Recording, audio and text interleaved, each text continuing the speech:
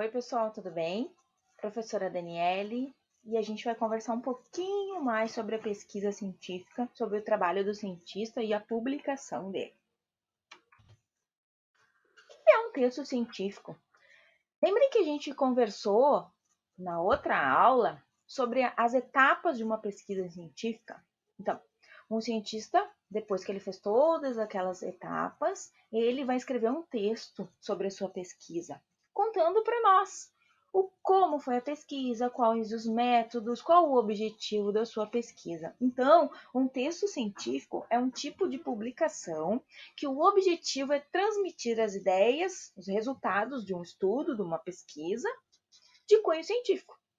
E é muito usado em escolas, faculdades, universidades. O texto científico, ele transmite as informações sobre um tema pesquisado.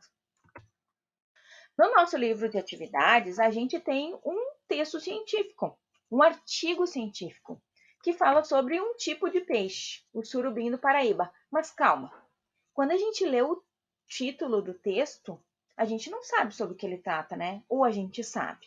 Vamos ler. O bravo nadador que virou história de pescador.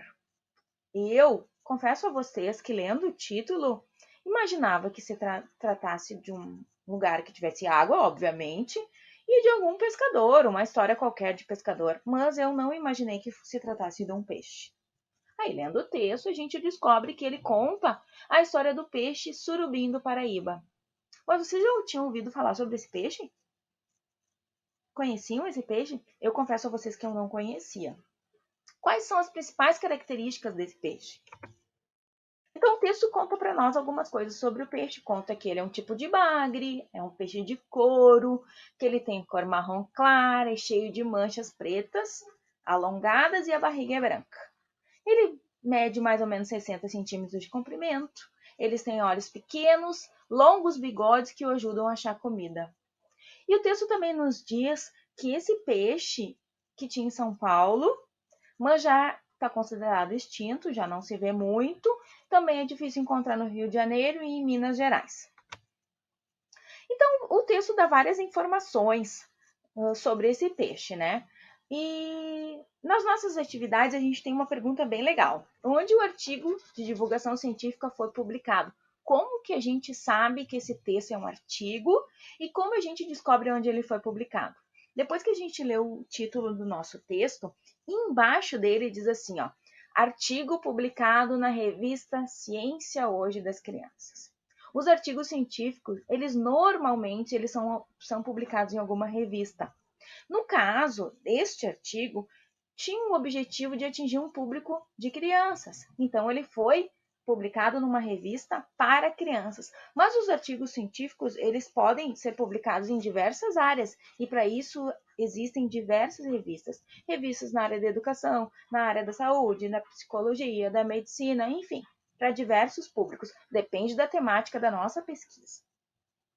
E esse nosso texto, nosso artigo sobre o surubim, foi publicado para qual tipo de público? Para qual público esse texto foi escrito?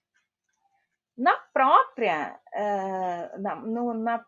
revista, o próprio nome da revista já nos diz, Ciência Hoje para Crianças. Ele tem um objetivo de atingir as crianças, das crianças leiam, mas para um público geral é um texto bem bom de ser entendido. Qual a linguagem utilizada no texto? Ela apresenta muitos termos técnicos ou é de fácil compreensão? Esse texto, como ele tem foco às crianças, como ele é para as crianças lerem, é um texto de fácil compreensão. Ele tem sim alguns termos técnicos, mas com a ajuda do dicionário a gente pode sanar as nossas dúvidas tranquilamente. A maior parte do texto a gente consegue ler muito tranquilamente, certo? A pergunta de número 9 é para quem serve os subtítulos do texto?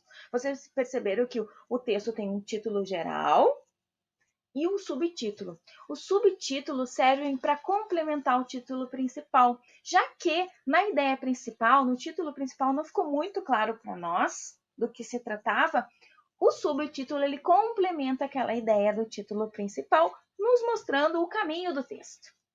E em quantos parágrafos o texto foi dividido? Então, se vocês leram bem certinho ali, vocês percebendo que o título foi dividido em 15 parágrafos. Pergunta 11. Complete a ficha do surubim do Paraíba com as informações que faltam. Então, eu coloquei aqui para nós o nome científico dele, o nome popularmente conhecido para nós sobre surubim do Paraná, as características que a gente já viu anteriormente e o tamanho que a gente já viu anteriormente. Então, um texto científico, ele tem alguns detalhes sobre o tema que o cientista pesquisou, né? Ele traz algumas informações importantes para o cientista e para nós, comunidade, para a gente entender a pesquisa. Certo, pessoal? Bons estudos!